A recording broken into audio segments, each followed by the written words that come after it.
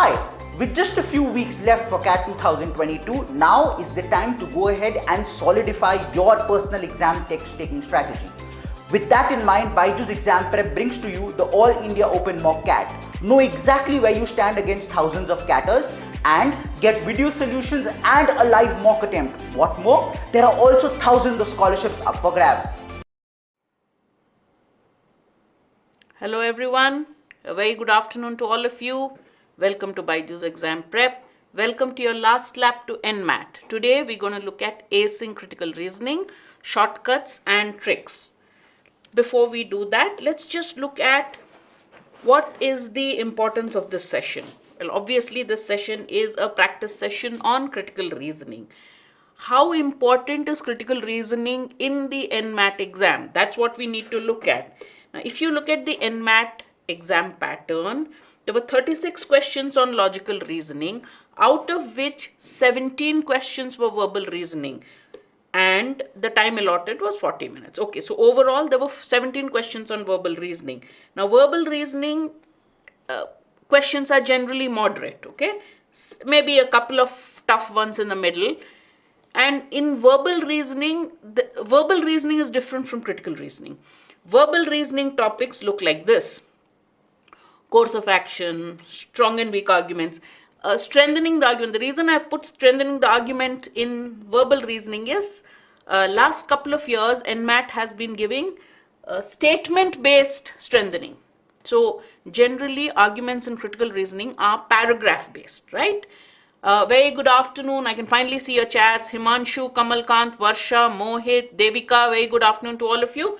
So when you look at verbal reasoning questions, they are statement-based questions, and NMAT has been asking strengthening questions based on statements instead of a paragraph, which is why we have included those special type of verbal reasoning questions, strengthening the argument, as part of verbal reasoning. So 17 questions were on this type of verbal reasoning. Now, there were about 8 questions on critical reasoning. If you see the last part, 8 questions on critical reasoning. We are separating verbal reasoning from critical reasoning. Verbal reasoning questions are slightly different. There would be a statement and you have to understand the assumption that is implicit, or a conclusion that is implicit. Varsha, we are talking of critical reasoning now, and today's class will be critical reasoning. If there is time, I will tell you about reading comprehension. All right. So what is critical reasoning? A short paragraph is given to you. That paragraph can be called an argument because it has different parts. It has certain facts which are called premises or evidence. There are sometimes conclusions given. Sometimes you have to draw the conclusions, and you have to find out what is the assumption on which conclusions have been driven. All right. So these are the type of critical reasoning questions you get in NMAT, and today we will be practicing these type of questions. What can you infer from the author's statements or argument? What is the assumption made by the author or the argument? What is the conclusion drawn? What conclusion can be drawn? How will you strengthen the argument? We will also look at other questions, miscellaneous questions, but these 4 kinds are the most important things for NMAT. Okay, so CR in NMAT is exactly what we are looking at today. All right, we will look at CR based questions that appeared in NMAT or that is patterned on NMAT questions: inferences, assumptions, conclusions, and strengthening. Now, some of you will ask me, what's the difference between an inference and a conclusion? In an argument, you have a premise, assumption, and a conclusion. When the author gives the conclusion, we call it a conclusion. When you are drawing a conclusion based on what the author has said, based on a set of facts, we can call it an inference. So you can draw an inference on a conclusion also, but essentially there's not much of a difference between an inference and a conclusion. An inference is an unstated conclusion. All right. Okay, let's look at some of the questions, and I'll also tell you the best way to approach these questions. All right, so let's look at the first one. read the passage. I'll read it for you, and when you are reading the passage, simplify it in your own words so that you can understand or identify the conclusion. But here the question is asking what can be concluded from the passage. Which statement is definitely true based on what is given? That is what you're looking at. All right. Medical advances in medical diagnosis, treatment, and surgery have resulted in a phenomenal increase in healthcare costs in the country. India is the leading nation in heart ailments. That means the number of inference is an unstated conclusion. Yes, Mohit. Cardiovascular disease is a leading cause of death in the country. In the last 20 years, invasive cardiac treatment through angioplasty, bypass surgery have increased manyfold, and even small towns in India offer high-end cardiac care. The number of surgeries has increased as cardiac-related surgeries have become more accessible and quite affordable. But the total amount of time spent in cardiac care and treatment has increased exponentially. So what is the author saying? That medical treatment has advanced. This has resulted in an increase in healthcare costs in the country. Healthcare cost has also increased. Then he gives an explanation.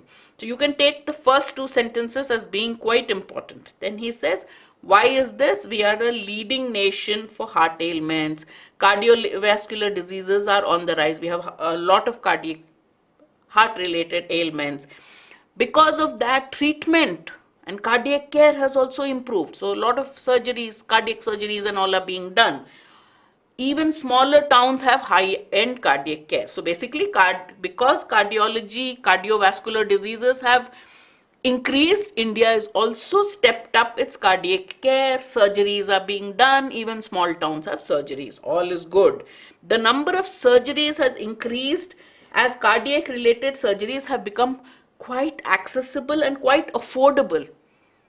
So this is the key, that a lot of cardiac surgeries are there. It's becoming accessible. People can get cardiac surgeries done when they want, and they're quite affordable. But whenever there's a but in an argument, be very careful, because the counter argument or a conclusion contrary to what is expected is given. The total amount spent in cardiac care and treatment has increased exponentially. Now, you would think that when more of something is there because of competition or other things, the costs would come down. But here he is saying that the total amount spent in cardiac care and treatment has increased exponentially. It has increased a great deal. Based on this, you know the facts. Now all of you have your facts at the fingertips, yes or no? Right? You have them. What can be concluded? Which of these options given is correct? 100% correct based on what's given in the passage.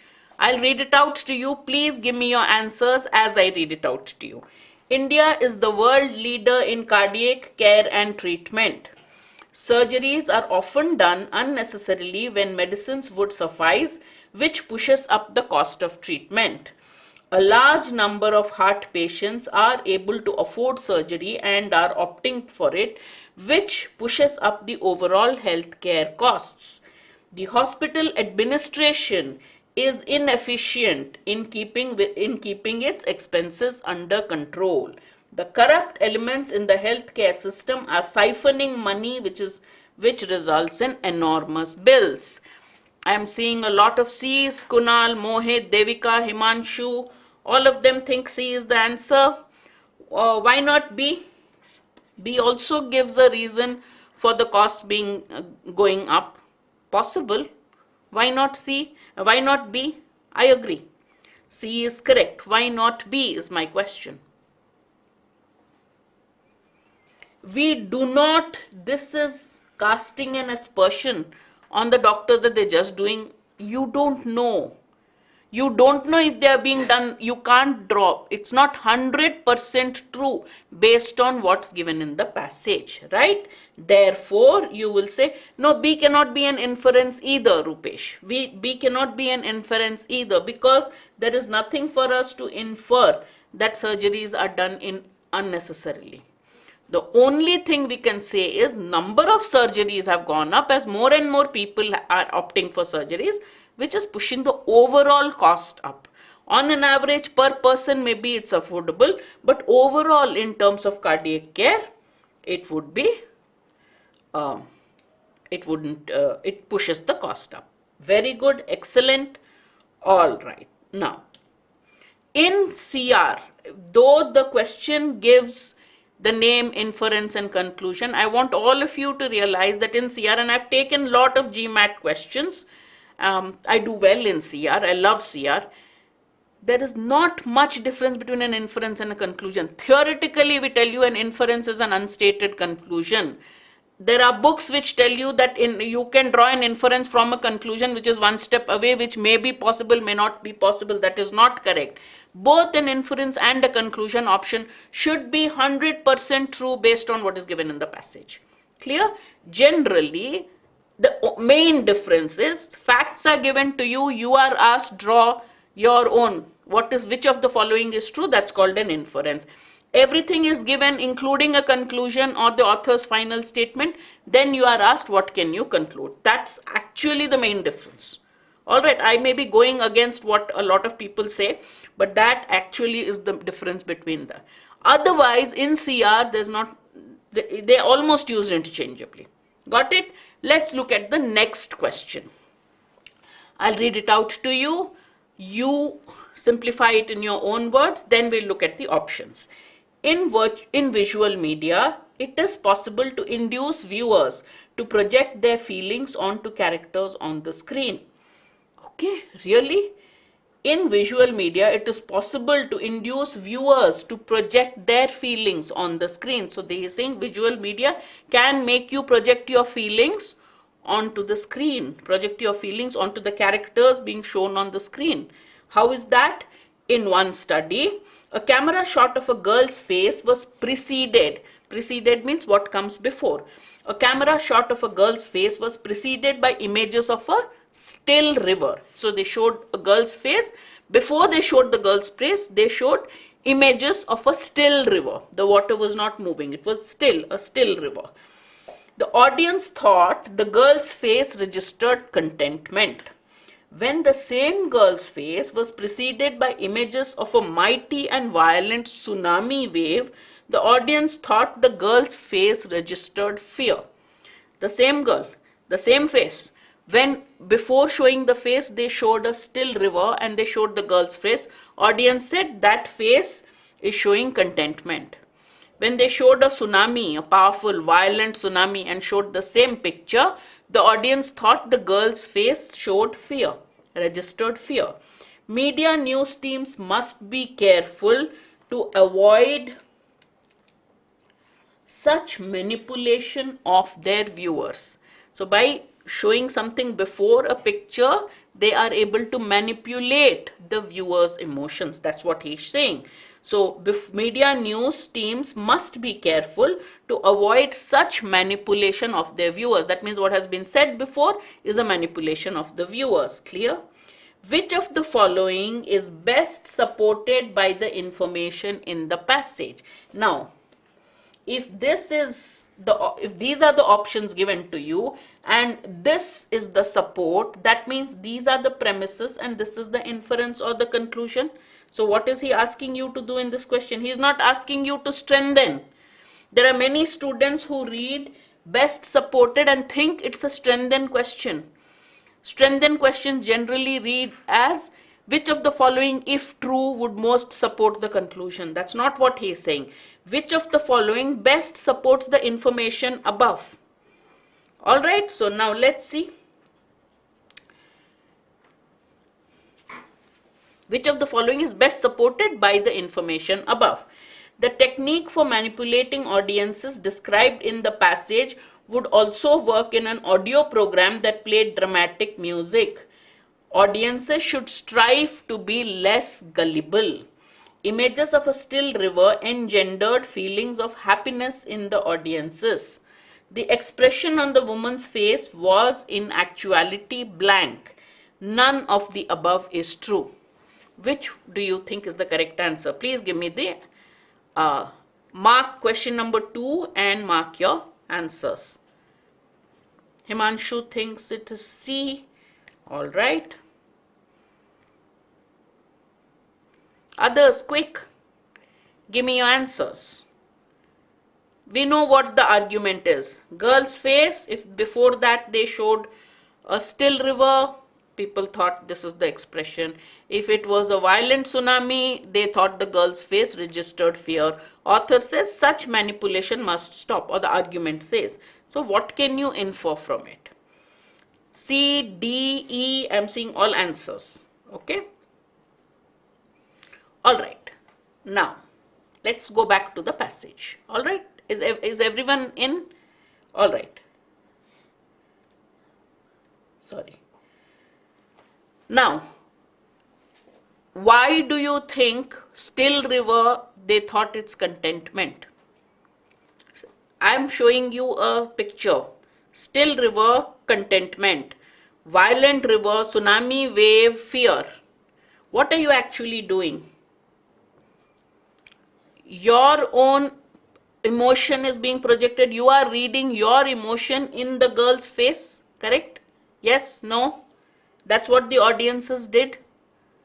So when it is a still river, the audience thought it was something positive. Now instead of giving you the answer positive, they gave engendered feelings of happiness, gave rise to feelings of happiness, which is a little extended synonym of contentment. So they thought the girl was satisfied, happy with the way she is, which is why when they looked at the still river, they felt contented, they felt happy. So they thought the girl was, the expression was of happiness. So the correct answer is C. Now, Nihar says it's B. That is a suggestion, Nihar. Suggestions, they have to be like this, cannot be an inference. Inference is what is given. Based on what is given, what can you say? Your giving an advice or opinion cannot be an inference in any question. What are the facts given in the passage? If these are the facts given in the passage, which of the options is definitely true? That's your answer. So giving advice or giving some preachy statement cannot be a conclusion or an inference. Clear? They shouldn't do that. How would you know? All right, gullible means somebody who's easily fooled. Clear? So how would you answer an inference question? You look at the facts given to you, put it at your fingertips, say it again. The expression on how do you know, Mohit? How do you know? Has the passage said anything about the expression on the woman's face, Mohit? It just said a picture. It hasn't told me what expression. So how can you draw conclusions on what has been given? If inferences are based on what is given. What has been given to us? A camera shot of a girl's face. Now, what was the expression on the girl's face? We do not know. So again, inference is not guesswork. You are guessing. You're thinking maybe the picture was a blank. One person has seen it. I highlighted the last line to tell you that this is what the media news, this is the conclusion in the passage, as in this is what the author says. All right, you should not manipulate. So clearly the author is thinking it's a manipulation. All right.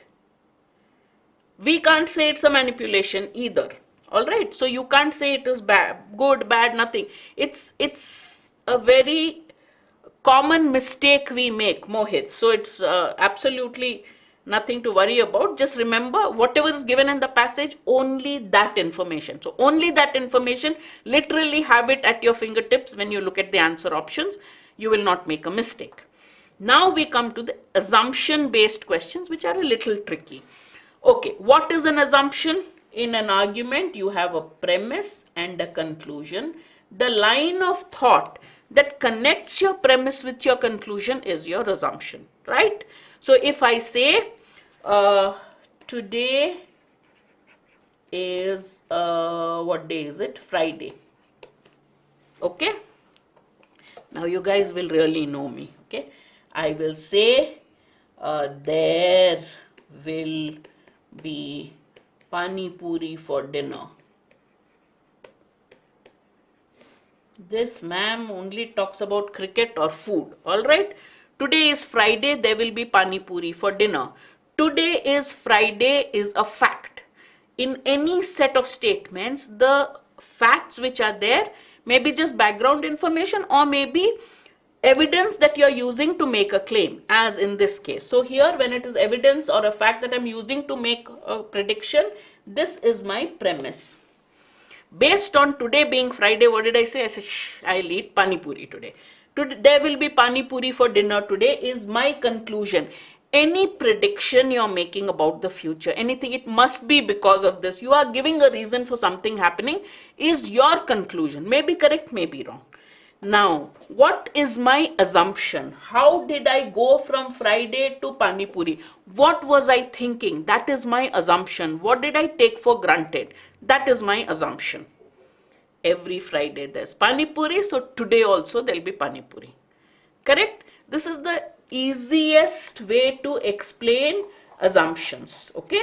The line of thought that connects your premise to your conclusion. The basis of your conclusion. You are drawing the conclusion on the basis of what you think. Right? So assumption is the step. It's acting like another premise. Today is Friday. Friday is pani puri day, so I'll have pani puri today. They have to go in line. The assumption leads you to the conclusion. It acts as another premise. Clear? Now, so to get the assumption question right, first you have to identify the conclusion properly, and then you have to look at an option which either acts like a fill in the blanks connecting the premise to the conclusion so that the argument is all spelt out, or you have to see which logic has to be correct for the conclusion to be correct. These are the two approaches to assumption. Let's look at one of the questions. All right? Okay. And I'll explain this. So I chose a slightly difficult question because the logic, if you understand, this is a classic assumption question. You can attempt any assumption question based on that. Over more than a decade, many students from Gaborone, Botswana have preferred to study in Indian universities, especially the professional colleges in Bangalore. However, after the pandemic, most professional colleges in India, including Bangalore, have announced a 50% hike in college fees. First fact, students from Botswana prefer to study in India, especially the engineering colleges, the professional colleges of Bangalore. However, after the pandemic, all colleges, professional colleges, have hiked their fees by 50%. Okay, these are the facts. Therefore, the person is concluding. Remember, an assumption is always from the speaker's point of view. So, this speaker is concluding. We can confidently say that professional colleges in Gaborone will see more student applications and enrollments this year. Premise is there, conclusion is there. They have increased their fees by 50%. So, colleges in Botswana, in Gaborone, Botswana, are going to see more applications and enrollments there. Clear? Got the argument perfectly? Which of the following is an assumption on which the argument depends? Let me just have a swig of water.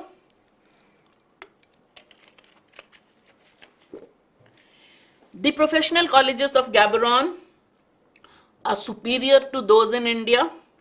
The main reason why the students of Gaborone prefer professional colleges in India, especially Bangalore, is the low fees charged by Indian colleges. Gaborone does not have good professional colleges. Students do not prefer to study in non-professional colleges for their graduate studies. The primary reason for increasing the fees was taken to keep away foreign students. What is the correct answer? I'm seeing 3 answers in already for B. What do the others think? Fourth one for B. Kunal, Mohit, Himanshu, Rupesh. Himanshu, I got your answer. Yeah, good to give the question. So B is the answer. On what basis? Because premise says they have increased the fees. Conclusion says students are going to go to their own colleges. So the assumption is it is fees which is the determining factor for them to prefer Indian colleges, nothing else. That's what he thinks. Excellent. You understood the logic. Many questions will be in this form. All right. Now, let's look at another question. All right. Another assumption question. The human race is doing irreparable damage to the earth by using up its natural resources at an alarmingly high rate. We all know that. We are using up the earth's natural resources at a very high rate. It's causing alarm. Why? Because natural resources take their own time to get replenished, and we're taking away more than we can put in. To curb this resource depletion, the developed nations of the West must keep their resource consumption to the minimum level, at half its current level for the next decade. The assumption in the above argument is that. What is the assumption? Last option is not visible. Most Western nations are in denial of the need to preserve the earth's resources. Most Western nations are in denial of the need to preserve the earth's resources. Can you see the last option? Can the last band be removed? The All India Open Mock? Huh? Because they're not able to see the last option. One sec, yeah. Just give me a second. I'm asking my technical support to do this. Okay. Make sure you take the All India Open Mock for CAT. All right. Yeah, that's important. That's why we want you to remember it. Or can you push up the screen slightly? I don't know what can be done.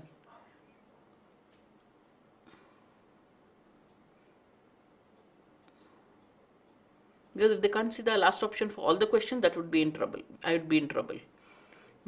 Okay, lots of students for C. Any other answer? Janvi, last option. Forget the last option. Answer the rest. Okay, he's trying to get it out. It's not that, it can't happen that quickly, but till then we'll manage. Okay. All right. Answers. This is it. What about the others? Okay, now remember, when the argument is in the form of a suggestion on what will work, right? So, to curb corruption in India, all right, all corrupt people must be jailed. If I give a suggestion like this, what is my problem? Corruption in India. What is the solution I'm suggesting? All corrupt people must be jailed. So what is the assumption I'm making? My assumption is that my solution will work. Here the same way, the guy says to check or curb the depletion of natural resources, the Western nations must keep their resource consumption to the minimum or to the present level. So the author obviously believes that that is going to work. Otherwise, why would he suggest it? So whenever you have an argument where the conclusion is a suggestion on what should be done to solve a problem, the first of the assumptions, implicit assumption in that argument is that he believes, the person who is speaking believes, Mohit, C is fine, don't give me a second answer. B is not close. I'll show you why. They use more natural resources than any other country will not lead to the conclusion that curbing their natural resources. To check depletion, curbing must be done. They use more than others, you can't say is the basis. He's not putting it to use. He's saying they are being depleted fast. These nations must curb their consumption. Must check, must limit their consumption. So obviously his assumption is that curb will check the natural consumption. He's not saying who uses it more, who uses it less. Remember, an assumption can never go beyond the argument. Here is saying resource depletion is there. To check resource depletion, the Western nations must cut down their consumption. That is all. So he is assuming that they cutting down the consumption will help this. That's all. Okay. Then the rest of the world combined. No, it cannot be an inference. Where did it say rest of the world combined? All right. Again, that's based on what is given. He just says that we are all using up Earth's resources. So the West has to cut it down to its present levels. Has to keep it to its present level. So how can you say they are using more than all other nations combined? That again is going one step too far. Nothing like that has been said. Okay, which one will strengthen the conclusion that they use more resources than others? That will strengthen the conclusion that if they cut down their consumption, then the thing will be okay. All right? Okay, next one. Next one is another assumption question. All right, lots of assumption questions asked. So next one is another assumption question. The proposed new safety rules for seashore city port would lengthen considerably the minimum time between takeoffs from the port. Okay, so they're going to have new safety rules, and these new safety rules will increase the time between takeoffs from the port. When a ship leaves the port, that's called a takeoff. So when they have all these safety rules, the time taken for a ship to leave the port will be considerably strengthened. So when the ship comes into the port and it leaves, that time is increased considerably with the new safety rules. If they put these new safety rules in place, that time is increased. In consequence, if this increases, what will happen as a result? The port will be able to accommodate 10% fewer vessels than currently use the port daily. If they use 100, because of the increased time in a day, they can only accommodate 90, 10% less, because they're taking so much time in between the takeoffs. The city's operating budget depends heavily on taxes generated by tourist spendings, and most of the tourists come by ships. All right, this is another problem, that their revenue comes from tourism, and most of the tourists come by ships. So these are the facts given to us. Therefore, what's the conclusion? The proposed new safety rules, if adopted, will reduce the revenue available for the operating budget. Clear? Have you understood the argument, all of you? They plan to implement new safety rules, but these safety rules would lengthen the minimum time between takeoffs from a port, this particular country, by 10%. Okay? In consequence, the port will be able to accommodate 10% fewer vessels that currently use the port daily. As a result, because the city depends on tourism and tourists come by ships, these new safety rules will reduce the revenues, will reduce the budget available. All right, understood? The argument depends on assuming which of the following. Remember the conclusion, remember the facts, and what is the assumption? Tell me. A. The response to the adoption of new safety rules would not include an increase in the number of passengers per ship. There are no periods of the day during which the intervals between ships taking off from the port is significantly greater than currently allowed. If the proposed safety rules are adopted, the reduction in tourist number will not result mainly from a reduction in the number of tourists who spend relatively little in seashore city. Increasing the minimum time between departures is the only way to achieve necessary safety improvements without a large expenditure by the city government on port enhancements. What is an assumption? Kunal, Nihar, Mohit think it's A. What about the others?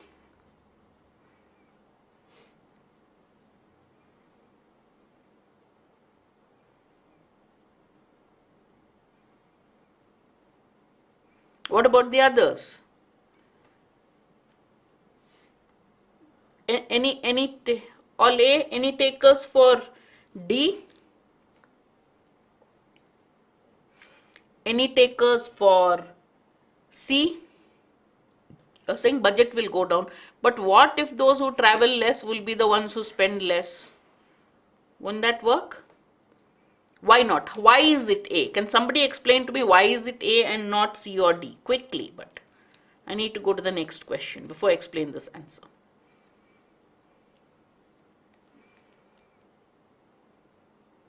What is the assumption of the person who made the argument? The person who made the argument says fewer number of ships, fewer number of tourists, so money gets affected. But the assumption he is making is fewer number of ships does not mean that he is assuming that fewer number of ships is fewer number of people. So it does not take that he assumes that this is not included.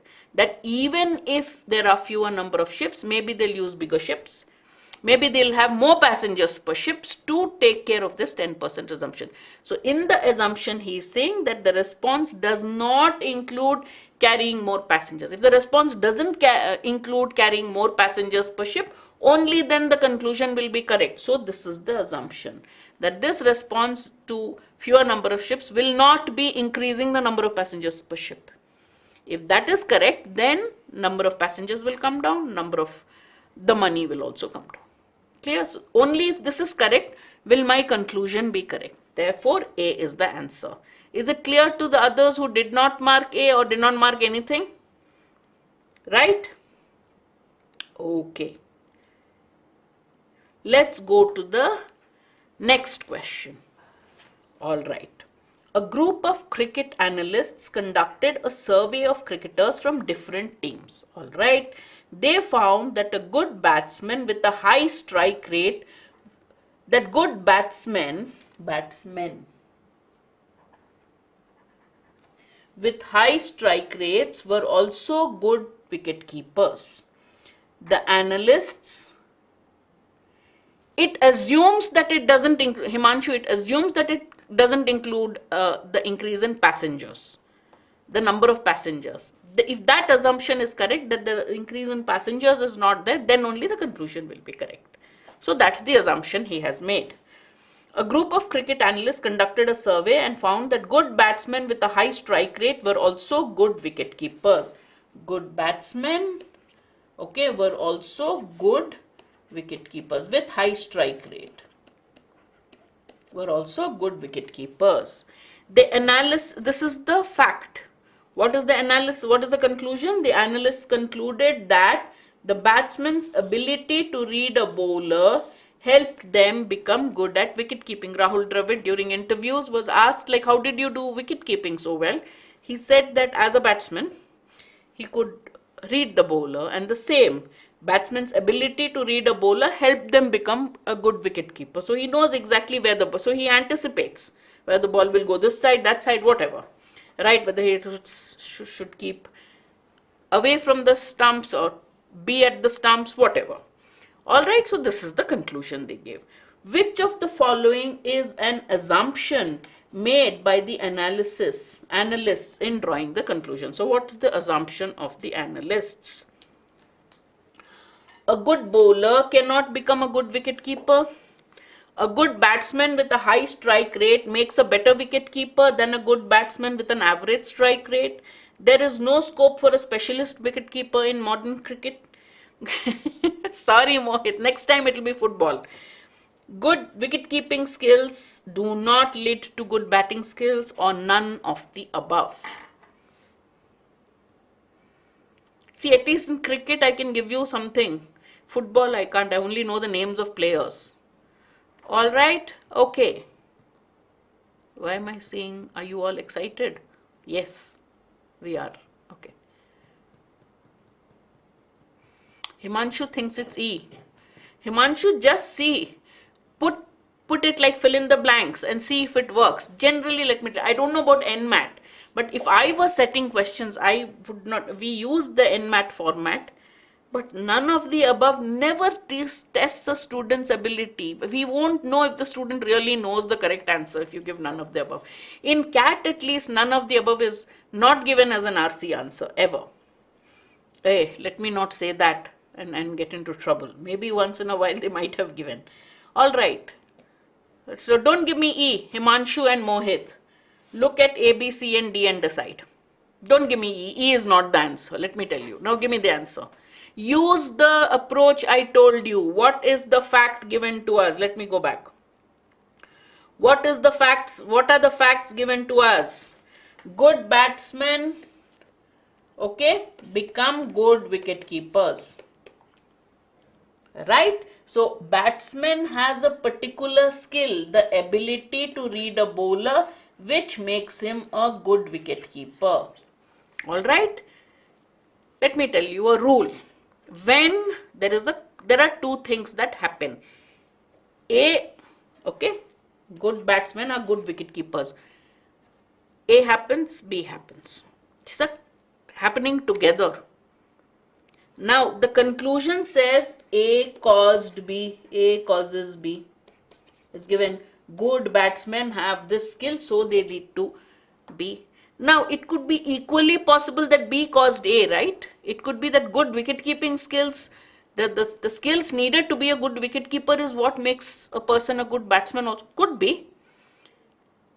So in saying A, B occur together, then there are two conclusions possible. Either A causes B or B causes A. When you give the answer that A causes B, which is what the conclusion has done, good batsmen notice a bowler, therefore they become good wicket keepers. You are assuming that good wicket keeping skills don't lead to good batting. Clear? Good batsmen or good wicket keeper is all that the survey found. Now, which caused what is the conclusion. When the conclusion decided that good batsmen have the skills to make good wicket keepers, for that conclusion to be true, they have to make the assumption that it's not the other way around. That good wicket keepers have the focus, the skill, the concentration to lead to good batting skills. Therefore, what's the answer? Which is the answer, therefore? For you to conclude A caused B, you have to assume that B does not cause A. So what should be your answers? What Nihar gave, D is the answer. It's not the other way around. Okay, you decided that it is batting which led to good wicket keeping. It could have been the other way around. So assumption is the other way around is not correct. Only then A leads to B will happen. This is the other kind of assumption question they can ask you. One is fill in the blanks. This premise is there, conclusion is there. I know what's the assumption. Just put the option in between. It leads me to a proper full argument. The other one is cause and effect. Or the other one I told you is suggestion. Okay, you should do this. So the assumption is doing that will solve the problem. The third one is A causes B. Okay, A, B happen together. A causes B. So my assumption is B does not cause A. Clear? These are the main types of assumption questions. The format will be similar. So when you read the question, you can immediately say, yeah, this is what he is assuming, before you look at the options also. All right? Okay. Strengthening questions are generally easy because you just have to look at an option which will act like a premise, which will say, yes, your conclusion is correct, right? So, no, there are different types of questions. They can give you any type of questions. My objective in this class is not to make you give you easy or difficult questions. Mine is to pick up one of a kind sample so that you understand the logic behind it. All right, now that you've understood, you'll not make a mistake. Right? Yeah, it was a bit tricky, but now you won't find it tricky. The same example you will find about maths and physics. The same example you will find in something else. Okay, dancers are also good artists. Or you can have that those who sing well also like to dance. Anything. So basically, they did a survey about this. I think the classic question goes back to a GMAT question which said that people with, they surveyed people with mental illness and for immunity levels, they found that people with mental illness had low immunity, and normal people, the immunity was either high or average.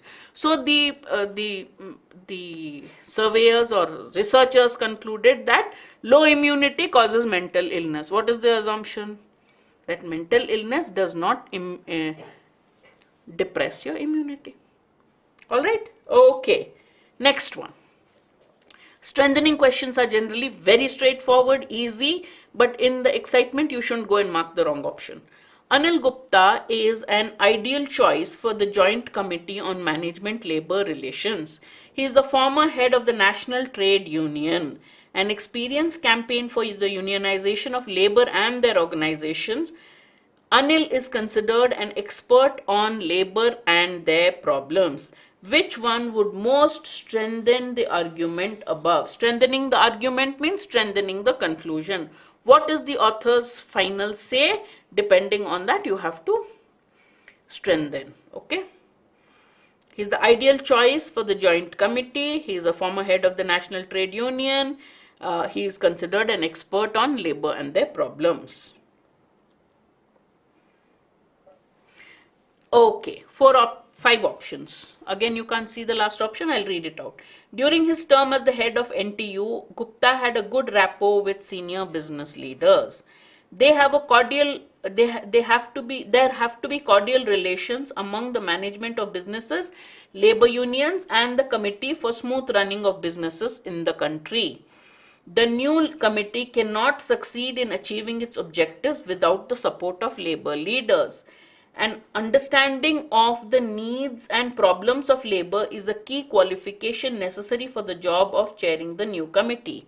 The chairman of the committee should be on good terms with the leaders of the nation's labor union.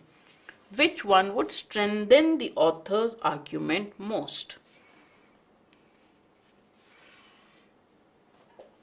So for this, identify what is the author's main point or conclusion. What is the central argument or conclusion? If you identify that, it becomes easy. Okay, that's the key. I'm seeing quite a few answers for A and D. Okay, mostly for D, but a few answers are there for A. All right. He is the ideal choice for the Joint Committee on Management. He's the best ideal choice. Why? He is the head of the trade union. He is experienced on labor and their organization. He is an expert on labor and their problems. We are not denying that. Which one would strengthen? Okay. During his term, he had a good rapport with senior business leaders. They might have gone by now. So how will it strengthen his ideal candidature? There have to be cordial relations. Just because he gets along well, how can that strengthen his ideal chairmanship, his ideal position as chairman? The new committee cannot succeed without the support of labor leaders. There is no guarantee that he is going to get support of labor leaders. He was at one time former National Trade Union leader, but he is giving all his qualifications. Now, if this is true, remember, strengthen mostly depends on assuming that the option is correct. If which of the following, if true, is generally given, even if it's not there, you assume that each of this is an additional premise in the argument. So if this is the additional premise given to you, that an understanding of the needs and problems of labor, which Anil has, is a key qualification, then you will say, yes, he is the best. All right. Okay. So the answer is D. What got disconnected? All right. Now, okay. Next one.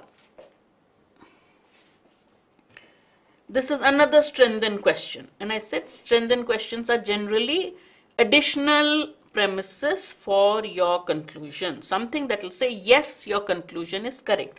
Identify the conclusion and then look at the option that would support it most. That's the way to approach the question.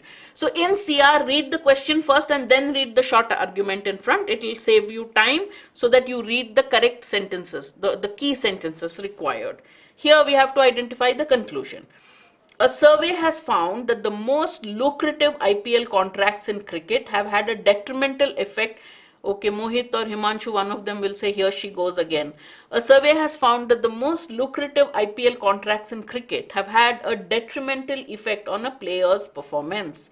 Generally, the highest contract is given to players in the peak of their form, scoring the maximum number of runs or taking the highest number of wickets in the previous season. The survey found that such cricketers seldom means rarely, lived up to the expectations, and there was a general decline in form in the next season. Therefore,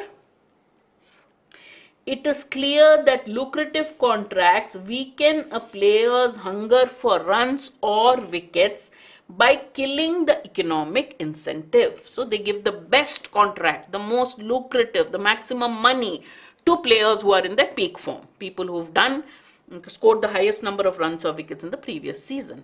But they found that once the players sign this contract, which will give them so many crores or whatever, their performance generally goes down.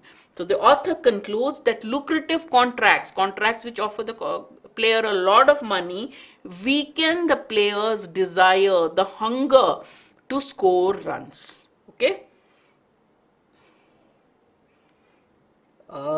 My say on IPL, Mohit, it will take me 1 more hour. You don't want to stay here forever. I enjoy it. I watch it. I watch any cricket match. Okay.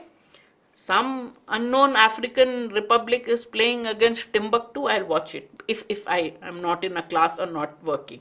All right, which one strengthens the argument? Most of the highest run getters and wicket takers in the game have been among the highest paid cricketers in the history of IPL. Cricketers earn more than any other players in any other sport in India, and they have brought laurels to the nation. Cricketers earn more money through endorsements and promotions than they do through their contracts. The players who earn more through lucrative contracts play longer than those with lower fees on the average. Or, on the average, cricketers with a contract with moderate fees but high performance bonuses for outstanding achievement perform better than other cricketers. Which one strengthens the author's argument that lucrative contracts kill the hunger to do well, kill the hunger for money, for runs and wickets? All right, easy. Answer is E. That look at it. This is what it says, and which one would strengthen it? If you find that people who have a moderate contract, not that much money, but performance-based payment do better. Right? So they have an incentive to play. All right, one more strengthen. This is a good one, by the way. In a study, tea lovers were given 2 unlabeled packets of tea bags. You might have seen the advertisement. I don't know if it was on television or it was on a show or it was on the internet. I'll tell you the example. In a study, tea lovers were given 2 unlabeled packets of tea bags. 2 packets full of tea bags. All right. One packet was brightly colored, bright red and yellow, and the other was a dull brown. After using the tea bags for 3 weeks, okay, 90% of the tea drinkers in the study reported that the tea in the green and red packet tasted better. This study shows that packaging has an effect on a consumer's judgment of the taste and quality of tea. Which of the following, if true, most strengthens the conclusion drawn in the study? All right, did you understand the argument? Key is understanding the argument. That is the place where you get your facts right. Okay. Yes, tea is most welcome. It's already beyond my tea time. All right. So they were given 2 packets. One was brightly colored, one was brown, and they had it. And after how many days? For 3 weeks. Most of the tea drinkers said red and yellow packet, the tea bags in the red and yellow packet was tastier, better than the other one. So which one would strengthen the conclusions drawn in the study? The conclusion being that packaging has an effect on a consumer's judgment of the taste and quality of tea. Okay, options. The tea in the brightly colored bag was Longleaf Assam tea, while the one in the brown packet was Darjeeling Dust tea. Alright, bright red and yellow packet, and the other one was brown. Alright, the tea in the brightly colored bag was Longleaf Assam tea, while the one in the brown packet was Darjeeling Dust tea. Second one says the tea in both the packets were from different tea gardens, but both were the same type, that is Longleaf Black tea. Third one said the tea bags in both packets were from the same batch from the same company. D. The tea in the bright packet was the most popular tea brand in the country, while red and green, red and yellow, Himanshu, the difference was one packet had a bright packaging, red, green, yellow, whatever. I think I meant red and yellow. And the other one was a dull brown, right? So they said that the one in the brighter colored packet was better. That's all you need to remember. The tea in the bright packet was the most popular brand of tea, while the other one was a less popular brand. I will not name the brands, okay, all brands. The tea in the bright red and green packet was regular, while the one in the brown packet had a mixture of various spices. Alright, one was regular, one was spiced tea. Okay, just look at it as red, okay, it doesn't matter, red and green, red and yellow, what have I written, I don't know, but bright versus dull, bright packaging versus dull. So which one would strengthen the options, strengthen the conclusion that packaging affects your perception of the taste and quality of tea? Red is Brook Bond, yellow is Lipton, green is Tata, yeah. Wagh Bakri is also red. Yeah. Okay. Which one? Quickly, I've seen some C's and B's.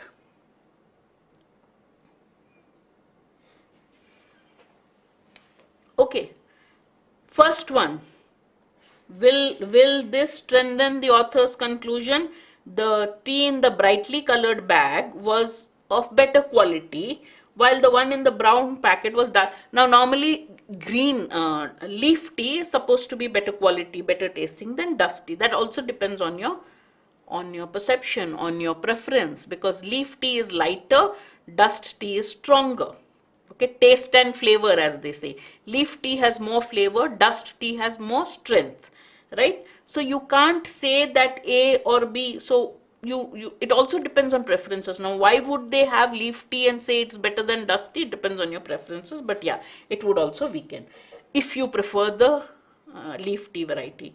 The teas in both packets were from different tea gardens, but were long leaf black tea. There may be different tea gardens may also affect the quality. So maybe the red one was of a better quality than the brown one. So it does not strengthen my question that packaging has an influence on quality. They really must have been. So this shows there's a difference in quality. This shows there really must have been a difference in quality, which is why they preferred it.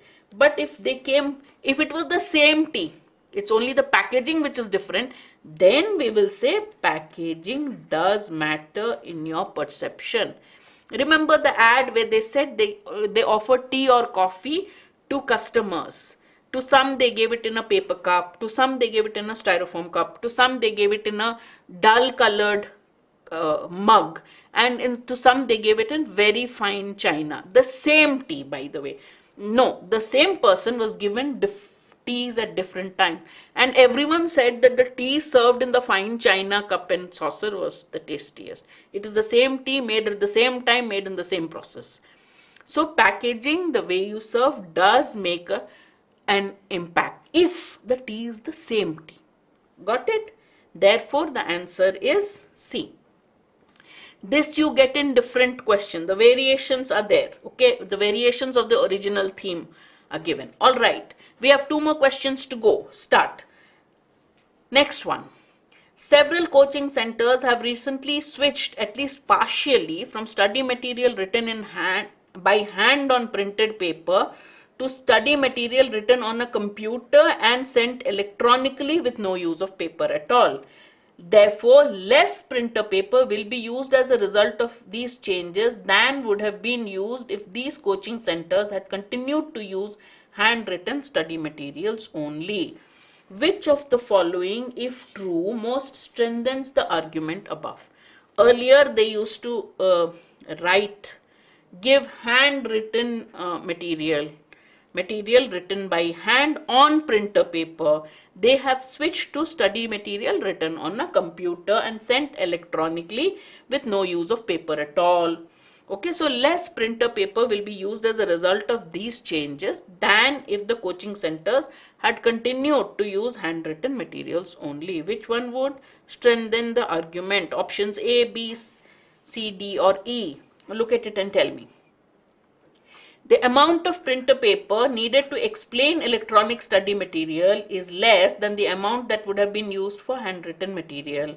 Coaching centers that used more printer paper were more likely to switch to electronic material than centers that used less printer paper. Some of the institutes that have switched at least partially to electronic study material still primarily use printer paper for other operations. More printer paper was used to create manuals for the use of electronic study material than was used to write handwritten material. We have to strengthen that paper will be saved in this method. You have to strengthen. Okay. How is it B, Mohit? How is it C, Himanshu? C. They earlier used to have handwritten study material. Now they have it on the computer, which they send electronically, and they are saying that this is the conclusion. They are saying that less printer paper will be used as a result of these changes than if they had used handwritten material only. They are not saying printer paper will not be used. They are saying less will be used. So in what way will less be used and be strengthened? Now let's go with D. More printer paper was used to create manuals for the use of, then they are using more printer paper. So that is no. Those who rely on handwritten will look for cost cutting more than those who don't. But he has said those institutes which use handwritten are now going for, see, he's not brought a difference between those who used more, those who used less. He just said several coaching centers. You're not comparing those who used less, those who used more. Several have switched from handwritten to printer because they are saying that sending the notes electronically, they'll be using less printer paper, right? So where is the question of those that use more printer paper will now go to do this? So that doesn't make sense.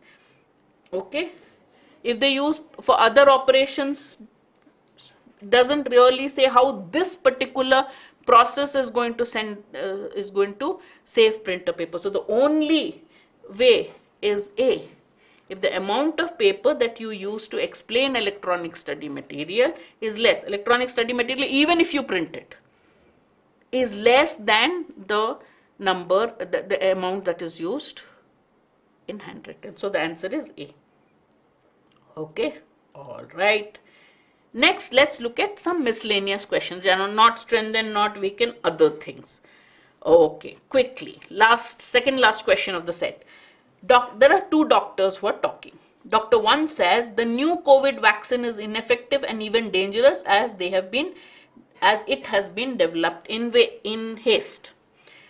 I would not recommend it. Dr. 2 says, but doctors in the US and Canada recommend it as two prominent international medical studies have rated the vaccine as the most effective one developed so far. First one says new vaccine not good, I'm not going to recommend it. Second one says, but it has been recommended by doctors in the US and Canada and by two medical journals on the basis of the reports of two internationally reputed medical journals. So Dr. 1 says the studies are faulty and their findings are incorrect. Which of the reasoning is analogous to that of Dr. 1? So you only have to understand Dr. 1's reasoning and then look at an option which has the same pattern of reasoning. That's called parallel logic. So here one says, I'm not going to use it, it was developed in haste, it is dangerous. B says, but you know what, it's been recommended by good international journals. One says, no, those studies and those journals must be wrong. Clear? Which one has a reasoning analogous to this one? Cleanwell detergents are the best since they are better than all other detergents in the market. 10 of my patients were seriously ill after taking the new cough syrup, so the cough syrup is unsafe. Asha recommends this doctor. I don't trust her, so I will not go to the doctor recommended by her. I am taking a daily dose of zinc and vitamin C as my doctor recommended it to build my immunity. My doctor's suggestions have worked most of the time, if not all of the time. Most of the students of the Government Science College get admission in a top IIT. Vinayak is a student of the school. He will get admission into a top IIT. Which one is analogous to Dr. 1 and Dr. 2? Remember, one says, I will not recommend this vaccine as it has been developed in haste. 2 says, no, but studies have shown that they are effective. 1 says the studies must be faulty. Which one is similar? Okay, let me go to the first answer that I saw. Himanshu says it's C. Now here, Dr. 1, does he give any reasons why he thinks the study is faulty? He just says, if the study goes against what I'm saying, the study is faulty. So here you are telling, she recommends the doctor. I don't trust her, so I will not go to the doctor. I don't like her. I don't trust her. So the reason for not going to the doctor is lacking trust. Here he is not saying, he is saying they're developed in haste, they're not good, they're dangerous. This guy says no, but studies have proven that they are effective, they're the most effective. He counters the studies by saying, if the studies are saying they are effective, the studies are faulty. You understand? No, he has not given any other evidence or reason. So you can say something is good or bad without giving any evidence or reason. That is analogous to it. Not C, not B. B is giving a definite reason. 10 of my patients were seriously ill after taking a drug. Therefore, the drug is not. This doctor has not said that his patients have fallen ill after taking the vaccine. He has said, I will not recommend the vaccine. It is bad. You understand? So the correct answer is A. It is the best. Why is it the best? Because it's better than others. Has it told you why it is the best? Therefore, that's the answer. The correct answer is A. All right, last question of the set. In 2020, the average mathematics and science scores of grade 10 students did not decline. Wow. This was the first time in over a decade that there was no decline in mathematics and science scores of students in a standardized test conducted by the central board of the country, something like CBSE 10th, CBSE 12th, all right? During the same year, Indian students were first exposed to online classes on a large scale due to the pandemic. From this, it is clear that online learning helps students and enhances their learning. Got the facts? 2020, grade 10 students, science and maths marks did not go down. First time the science and maths marks didn't go down. It's also the first time they were exposed to computers and online studies. Therefore, he says, online studies are clearly helping the students enhance their learning. Which one is a flaw in the argument? What is the defect you can see in this argument? It fails to identify a cause for the decline in scores in the earlier years. It does not specify the percentage of increase in scores. It does not explain what manner the students' learning was enhanced. It does not give details about the standardized tests used to determine the scores, or it does not specify whether the students took the tests at home or in school. Which is a flaw or a defect of this argument? It does not identify a cause for the decline. It does not specify the percentage of increase in scores. It does not explain in what manner the students' learning was enhanced. It does not give detail of the standardized tests. What details would you have wanted, Nihar? What is the flaw? If I tell you standard 10, CBSE standard 10 or ICSE standard 10, how will it help you? You understand? Not giving, it just said standardized. Standardized test means the tests are, there is a particular way, that uniform testing. So all grade 10 students are giving the same test. That is the meaning of standardized test. So what details would you know? Maths and science have been tested. Maths and science have been scored. So this is not a flaw. I don't need to know what kind of standardized test it was. It was a standard. The same test was taken by the students. So it cannot be this. Okay. Ashwin says it is C. How many of you agree with C? Does not explain in what manner the student's learning was enhanced. Learning is enhanced is his claim. Why? On the basis of the scores not declining. That's it. So maybe the test was given that was easy. So he claims that computers enhance learning. How did they enhance learning? In what way did they enhance learning? No decline in scores. How does it indicate enhanced learning? That has not been explained. So that is the flaw. On the basis that the scores did not go down and on the basis that these were done on online studies, he said that it enhances learning.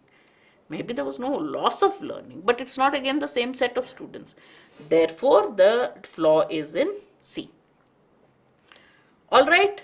So one thing about critical reasoning, once you understand the argument, it's very easy to score a lot of marks on this. 11 option B. Oh, I'm going back. Wait, I have to show you some important announcements. Okay, let me just quickly go. 10 of my patients, Kunal, in the argument, the doctor says, I'm not going to recommend the vaccine to anybody because it was developed in haste. Now, the argument of the first argument is not what you're looking at. Second guy says it has been proved it has been recommended on the basis of studies and surveys of medical journals.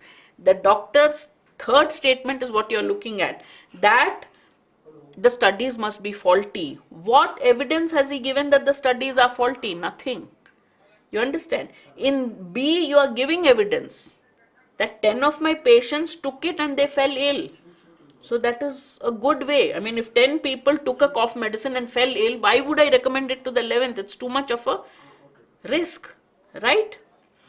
All right, guys, 3 important announcements before we talk about the other things. All India Open Mock live from 30th September to 9th October. Do take it. I want to see you telling me that, yes, you have taken it. How did you do in it? All right, understood? And we're going to, you will understand how the test went. It is the best way to approach your CAT preparation. Second one is we will give you past year question paper series 2007 to 2016. All right, there will be a detailed analysis, previous year's 10s and difficulty level set by IIM Bangalore experts. All right. So you must watch it from 1st on October onwards. Make sure you key in exactly at the time given, press the bell so that you get notifications of this course. And don't forget to join us for first impressions and detailed analysis of NMAT 2022 on the 12th of October. Follow us on all these social media platforms. Your speed at last is the speed we need in our exams. Yes, that is true. All right, I will see you again very soon in an RC class on NMAT last lap, but make sure you tune in every day to 3 p.m. and attend all our last lap sessions. Okay, see you guys. All the best. Bye-bye.